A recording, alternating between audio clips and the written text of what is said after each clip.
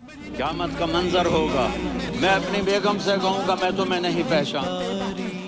ارے تم کہتے ہو کہ اس کا نام پوچھتے، اس کا پتہ پوچھتے، ارے نہ جانے کیا ہو گیا تھا، ہماری عقل پر پردے پڑ گئے تھے، ہم تو اس کے حسن میں ایسے کھو گئے تھے، ارے جب وہ بولتا تھا نا تو اس کے منہ سے ایک طرف سے ایک آواز آئے گی، ایک آواز آئے گی، امتی امتی، واہ یا رسول اللہ، ہم آپ پہ قربان۔ اپنی سختی کے بارے میں حضرت عمر رضی اللہ تعالیٰ عنہ کا بہت ہی پیارا حکیمانہ شفقت بھرا خطبہ سماعت فرمائیے۔ ایک مرتبہ حضرت عمر رضی اللہ تعالیٰ عنہ کو خلافت سنبھالنے کے بعد یہ اطلاع ملی کہ لوگ ان کی سختی سے خوف زدہ ہیں، تو انہوں نے لوگوں کو جمع کر کے ایک تقریر کی جس میں حمد و ثنا کے بعد فرمایا، مجھے یہ اطلاع ملی ہے کہ لوگ میری سختی سے خوف زدہ ہیں اور میری سخت طبیعت سے ڈرتے ہیں۔ ان کا کہنا یہ ہے کہ عمر اس وقت بھی ہم پر سختی کرتا تھا جب حضرت صلی اللہ علیہ وسلم ہمارے درمیان موجود تھے، اور اس وقت بھی سختی کرتا تھا جب ابوبکر رضی اللہ عنہ ہمارے خلیفہ تھے۔ اب تو تمام اختیارات ان کے پاس چلے گئے ہیں، اب نہ جانے ان کی سختی کا کیا حال ہوگا۔ تو سن لیجئے کہ جس شخص نے بھی بات کہی ہے اس نے سچ کہا ہے۔ میں حضرت صلی اللہ علیہ وسلم کے ساتھ تھا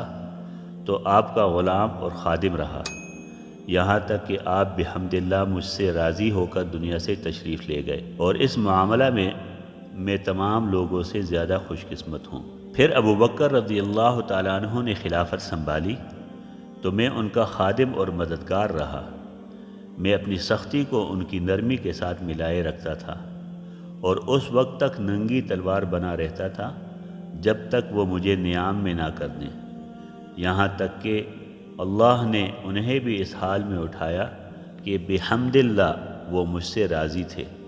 اور میں اس معاملہ میں تمام لوگوں سے زیادہ خوش قسمت ہوں۔ اب مجھے تمہارے معاملات سونپے گئے ہیں، یاد رکھو کہ اب اس سختی میں کئی گنا اضافہ ہو گیا ہے، لیکن یہ صرف ان لوگوں کے لیے ہے جو مسلمان پر ظلم اور زیادتی روا رکھیں، رہے وہ لوگ جو دیندار، راست رو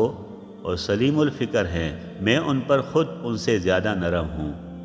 البتہ جو شخص کسی پر ظلم کرنا چاہے میں اسے اس وقت تک نہیں چھوڑوں گا جب تک اس کا ایک رخسار زمین سے ملا کر اس کے دوسرے رخسار پر پاؤں نہ رکھ دوں اور وہ حق کا اعلان نہ کر دے۔ لوگو، تمہارا مجھ پر یہ حق ہے کہ میں تمہاری اجتماعی آمدنی میں سے ایک دانہ تم سے نہ چھپاؤں، اور تمہارا مجھ پر یہ حق ہے کہ میں تمہیں ہلاکت میں نہ ڈالوں،